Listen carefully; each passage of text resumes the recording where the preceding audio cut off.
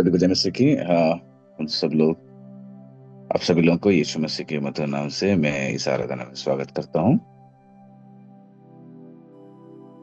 Pastor Frederick भैया को आज स्वागत करेंगे, उनके द्वारा परमेश्वर के वचनों को सुनेंगे। Praise Lord.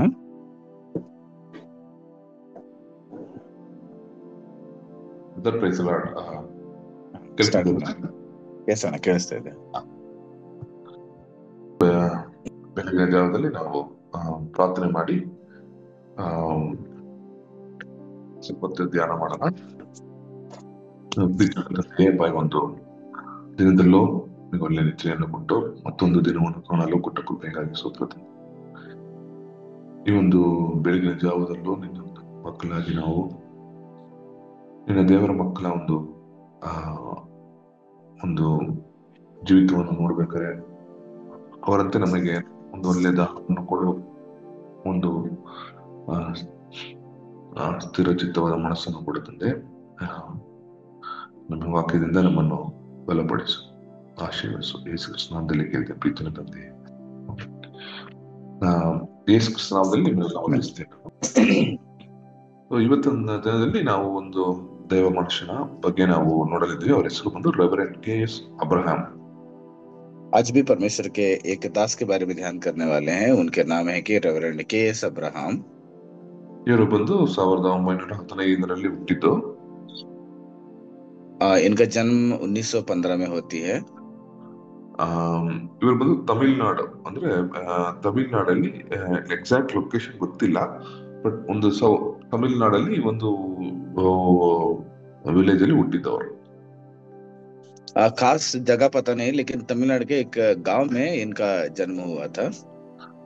ಅವರು ಒಳ್ಳೆ ಕ್ರೈಸ್ತಿಯ ಒಂದು ಕುಟುಂಬದಲ್ಲಿ ಅವರು ಒಂದು ಹುಟ್ಟಿ ಬೆಳೆಸಲ್ಪಟ್ಟರು. एक मसीही परिवार में पैदा होकर उसी में पाला पोसा गया था। ಅವರು ಯೌವನ ಕಾಲದಲ್ಲೇ ಯೇಸು ಸ್ವಂತ ರಕ್ಷಕರಾಗಿ ಅಂಗೀಕರಿಸಿಕೊಂಡ್ರು. वो जवान के समय में ही प्रभु यीशु मसीह को अपने उद्धारकर्ता के रूप में स्वीकार कर चुके थे। ಅವರು ಯೇಸು ಕ್ರಿಸ್ತನನ್ನು ರಕ್ಷಣೆ ಹೊಂದಿದ ತಕ್ಷಣ ಅವರಿಗೆ ದೇವರ ವಾಕ್ಯವನ್ನು ಧ್ಯಾನ ಮಾಡೋದರಲ್ಲೂ ಅವರ ಬಗ್ಗೆ ಮತ್ತವರಿಗೆ ಬೇರೆಯವರಿಗೆ ಹೋಗಿ ಸುವಾರ್ತೆ ಸಾರುವುದು ತುಂಬಾ ಒಂದು ಇಷ್ಟ ಆಯ್ತು ಅವರಿಗೆ. जैसे वो प्रभु ग्रहण कर लिए, तब इनके जीवन में परमेश्वर के वचन को खुद ध्यान करना और उन वचनों को किसी दूसरे के पास जाके पहुंचाना, ये उन लोगों को बहुत ही अच्छा लगता था। ಸೊ ಅದರಿಂದ ಅವ್ರಿಗೆ ಏನಾಯ್ತಂದ್ರೆ ಫುಲ್ ಟೈಮ್ ಯೇಸು ಕ್ರಿಸ್ತನ ನಾನೇನ್ ಮಾಡ್ಬೇಕು, ಸೇವೆ ಮಾಡ್ಬೇಕು ಅಂತ ಫುಲ್ ಟೈಮ್ ಸೇವಕರಾಗಿ ಅವ್ರು ಮಾರ್ಪಟ್ರು. तो इसके बाद ही वो ये निर्णय लिए मैं पूरे समय को सेवकाई में समर्पण करना है, तब वो सेवकाई में आ गए। ಅವರೊಂದು ಪಾಸ್ಟರ್ ಆಗಿ ಮಾತ್ರ ಸೇವೆ ಮಾಡಿಲ್ಲ, ಈ ಒಂದು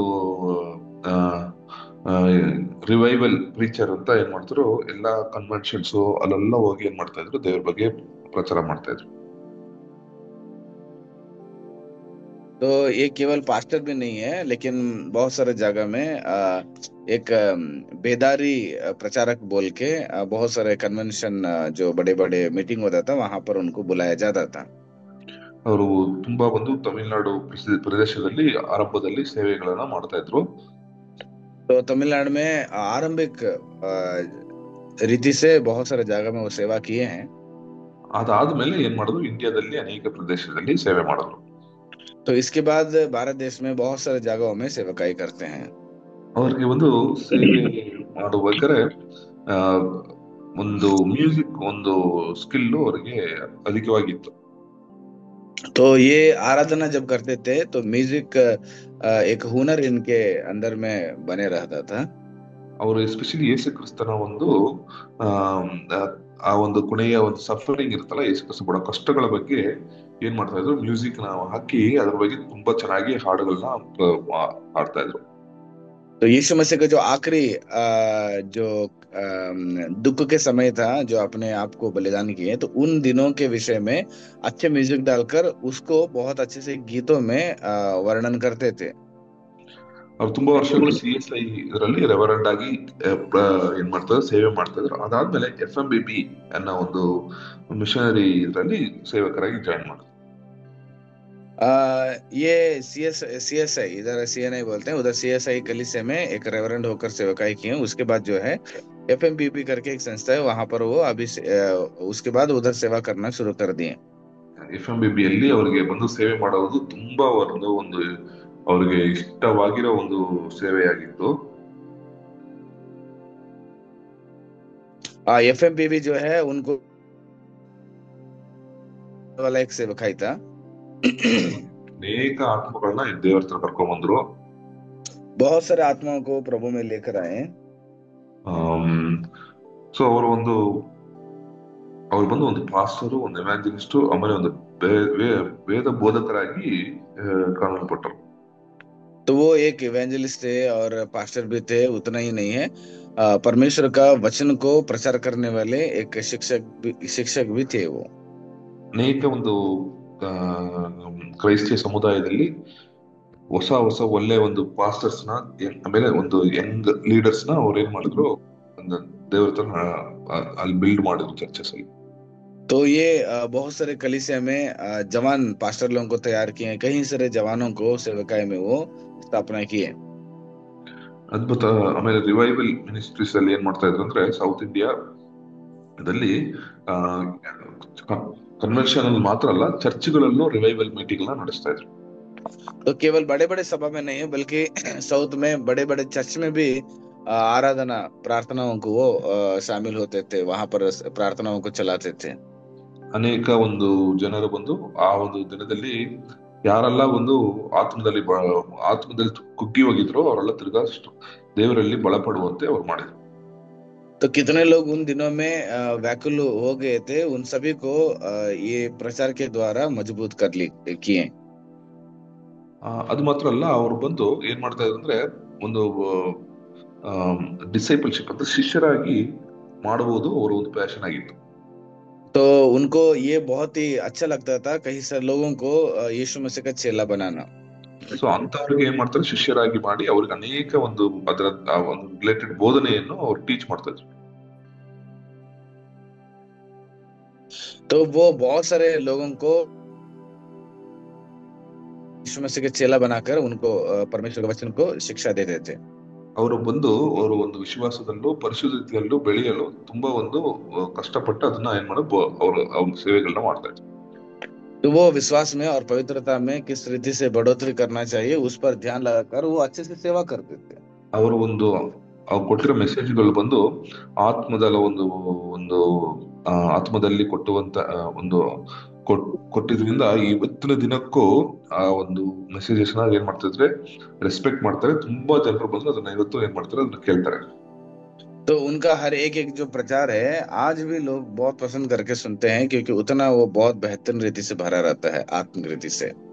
ಅನೇಕರು ಬಂದು ಅವ್ರನ್ನ ಬಂದು ಒಂದು ಸ್ಪಿರಿಚುವಲ್ ಫಾದರ್ ಆಗಿ ರೆಸ್ಪೆಕ್ಟ್ ಮಾಡಿ ಅವ್ರನ್ನ ಬಂದು ಈ ಒಂದು ಕ್ರೈಸ್ತಿಯ ಸಮುದಾಯದಲ್ಲಿ ಎಸ್ಪೆಷಲಿ FMBB ಯಲ್ಲಿ ಒಂದು ಮೇನ್ ಲೀಡರ್ ಆಗಿ ಅವ್ರನ್ನ ಕನ್ಸಿಡರ್ ಮಾಡ್ತಾರೆ.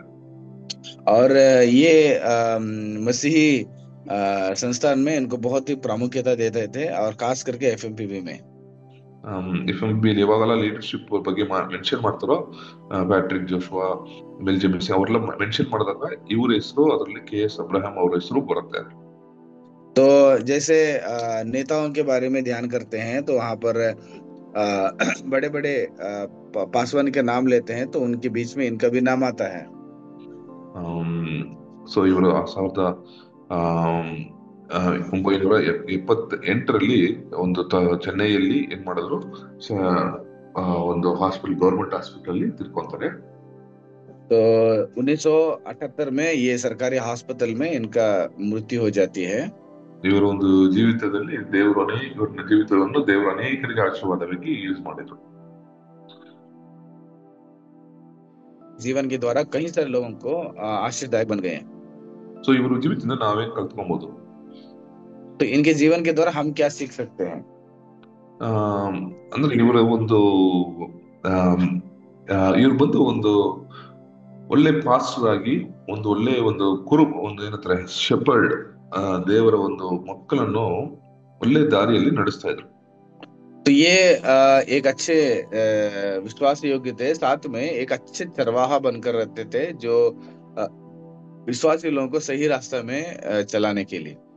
ಕಷ್ಟಗಳು ಬಂದ್ರು ಅವ್ರ ಲೈಫ್ ಅಲ್ಲಿ ದೇವರ ಒಂದು ಸೇವೆಯನ್ನು, ದೇವರ ಮಕ್ಕಳಿಗೆ ಸೇವೆ ಮಾಡೋದನ್ನು ಒಂದು ಅದನ್ನ ಒಂದು ಪಬ್ಲಿಕ್ ಆಗಿ ಇಲ್ಲ ಅಂದ್ರೂ ಅವ್ರು ಏನ್ ಮಾಡ್ತಾ ಇದ್ರು, ಆ ಮಾಡ್ತಾನೆ ಇದ್ರು. तो ये प्रभु का सेवकाई को बहुत ही पब्लिक रीति से लोगों को बताते थे। ಆ, ಒಂದು ವಿಶ್ವಾಸ, ಒಂದು ದೇವರು ಕೊಟ್ಟ ಒಂದು ಒಂದು ಸೇವೆಯನ್ನು ಅವ್ರು ಏನ್ ಮಾಡ್ತಾ ಇದ್ರು, ನಂಬಿಕೆಯಿಂದ ಯಾರಿಗೂ ಗೊತ್ತಿಲ್ಲ ಅಂದ್ರೂ ಅದನ್ನ ಅವ್ರ ಪಾಡು ಮಾಡ್ತಾನೆ ಇದ್ರು ಅವ್ರು. तो ये परमेश्वर ने दिए हुए सेवकाई को किसी को नहीं भी पता चलेगा, कोई बात नहीं, लेकिन ये अपना दिया हुआ काम को बहुत ही विश्वास योग्य बनकर वो सेवा करते थे। ಅದರಿಂದ ದೇವರು ಅವರ ಒಂದು ಸೇವೆಯನ್ನು ಆಶೀರ್ವದಿಸಿದ್ದನ್ನು ನಾವು ನೋಡಬಹುದು.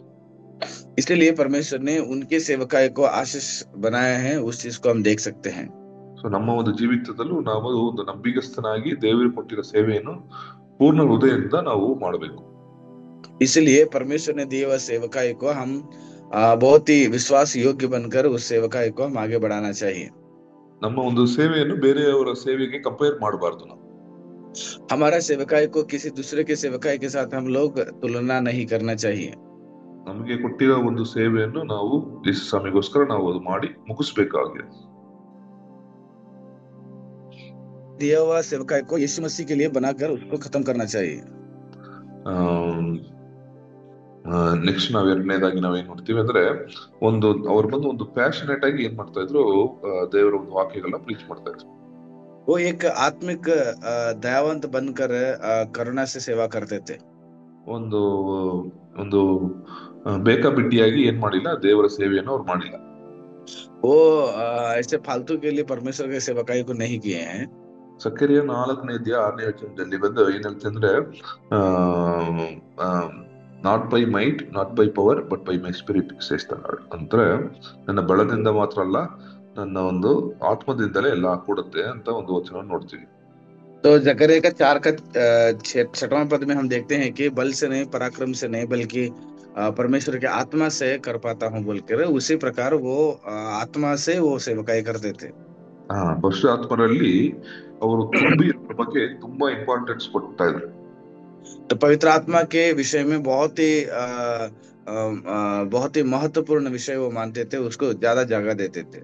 ಯಾವಾಗ ನಾವು ನಮ್ಮ ಜೀವಿತ ಪರಿಶುದ್ಧವಾಗಿ ನಾವು ಜೀವಿಸಬೇಕಾದ್ರೆ ಪರಿಶುದ್ಧಾತ್ಮರಲ್ಲಿ ನಾವು ತುಂಬಿ ಜೀವಿಸಬಹುದು ಅನ್ನೋದನ್ನ ಯಾವಾಗ್ಲೂ ಸ್ಟ್ರೆಸ್ ಮಾಡ್ತಾ ಇದ್ರು ಅವರು. वो हमेशा इसको लोगों के बीच में दबाकर बोलते थे, अगर हमें पवित्र जीवन बिताना चाहिए तो पवित्र आत्मा में हमें भरकर ही जीना चाहिए। ಅವರ ಒಂದು ಜೀವಿತದಲ್ಲೂ ಯಾವಾಗಲೂ ಪರಿಶುದ್ಧಾತ್ಮರಲ್ಲಿ ತುಂಬಿ ಸೇವೆಗಳನ್ನ ಮಾಡ್ತಾ ಇದ್ರು. तो उनके जीवन में हमेशा पवित्र आत्मा से भरकर वो सेवकाई को करते थे। ಸೊ ನಮ್ಮ ಜೀವಿತದಲ್ಲೂ ನಾವೇನ್ ಮಾಡ್ಬೇಕು, ನಮ್ಮ ಒಂದು ಬೆಳದಿಂದ ಅಲ್ಲ, ಪರಿಶುದ್ಧಾತ್ಮರ ಒಂದು ಬೆಳದಿಂದ ನಾವು ಜೀವಿಸೋದು ಮಾತ್ರ ಅಲ್ಲ, ಸೇವೆಗಳನ್ನು ಮಾಡಬೇಕು. तो हमारे जीवन में भी पवित्र आत्मा से केवल जीने के नहीं, बल्कि पवित्र आत्मा से भरकर सेवकाई को भी करना चाहिए। ಅಂತ ಸೇವೆಗಳನ್ನು ದೇವರು ಬಂದು ತುಂಬಾ ಉಪಯೋಗಿಸಬಹುದು. ऐसे सेवक लोगों को इस्तेमाल करते हैं। ಸೊ ಈ ಒಂದು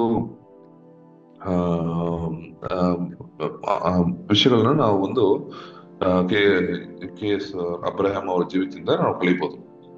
तो इन सारे विषय को हम अब्राहम के जीवन के द्वारा हम सीख सकते हैं। ಸೊ ನಮ್ಮ ಒಂದು ಜೀವಿತದಲ್ಲೂ ನಾವು ಒಂದು ನಂಬಿಗಸ್ತರಾಗಿ ಪರಿಶುದ್ಧಾತ್ಮನಲ್ಲಿ ತುಂಬಿ ಸೇವೆಗಳನ್ನ ಮಾಡಬೇಕಂತ ದೇವರು ಆಸೆ ಪಡ್ತಾರೆ. परमेश्वर ये चाहते हैं कि हम भी परमेश्वर के सेवकाई को पवित्र आत्मा से भरकर ही करना चाहिए। ನಾವು ಪ್ರಾರ್ಥನೆ ಮಾಡೋಣ. हम प्रार्थना करेंगे।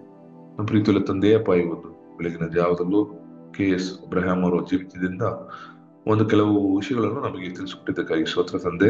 ನಮ್ಮ ಇಂಡಿಯಾ ದೇಶದಲ್ಲೇ ಹುಟ್ಟಿ ಬೆಳೆದು ನಿಮ್ಮ ಸೇವೆಯನ್ನು ತುಂಬಾ ಒಂದು ಶಿಸ್ತಾಗಿ ಮಾಡಿದ ಒಂದು ಮನುಷ್ಯನಿಗೋಸ್ಕರ ಸ್ತೋತ್ರ. ಅದರಂತೆ ನಾವು ನಿಮ್ಮ ಸೇವೆಯನ್ನು ತಂದೆ ನಿಜವಾಗಿ ಮಾಡುವಂತೆ, ಅದು ಮಾತ್ರವಲ್ಲ ತಂದೆ, ನಾವು ಒಂದು ಅದನ್ನ ನಾವು ಆತ್ಮೀಯ ಒಂದು ಪರಿಶುದ್ಧಾತ್ಮರ ಬೆಳದಿಂದ ನಾವು ಮಾಡುವಂತೆ ನಮಗೆ ಕೃಪೆಯನ್ನು ಕೊಡು. ಇಲ್ಲಿ ಯಾರು ಈ ಒಂದು ಮೀಟಿಂಗ್ ಅಲ್ಲಿ ಇದಾರ ತಂದೆ, ಅವ್ರನ್ನೆಲ್ಲ ಒಳ್ಳೆ ಸೇವಕರಾಗಿ ಮಾಡು. ನಿನ್ನ ಒಂದು ಕುರಿಗಳನ್ನು ಚೆನ್ನಾಗಿ ನೋಡಿಕೊಳ್ಳುವಂತೆ ಒಂದು ಕೊಟ್ಟಿರೋ ಒಂದು ಆಸೆಗಾಗಿ ಸ್ತೋತ್ರ, ಸೇವೆಗಾಗಿ ಸ್ತೋತ್ರ ತಂದೆ. ಅದನ್ನು ಅವ್ರು ಶಿಸ್ತಾಗಿ ಮಾಡುವಂತೆ ಕೃಪೆಯನ್ನು ಕೊಡು. ಆಶ್ರಯಿಸು, ಕುಟುಂಬವನ್ನು ಆಶ್ರಯಿಸು, ಅವರ ಮಕ್ಕಳನ್ನು ಆಶ್ರಯಿಸು ತಂದೆ. ಅವ್ರು ಮಾಡುವ ಎಲ್ಲಾ ಕೆಲಸದಲ್ಲೂ ನಿನ್ನ ಒಂದು ಪ್ರಸನ್ನತೆ ಇರಲಿ. ಯೇಸು ಕ್ರಿಸ್ತನ ನಾಮದಲ್ಲಿ ಕೇಳ್ತೀನಿ ಪ್ರೀತಿಯುಳ್ಳ ತಂದೆಯೇ. ಆಮೆನ್. ಆಮೆನ್.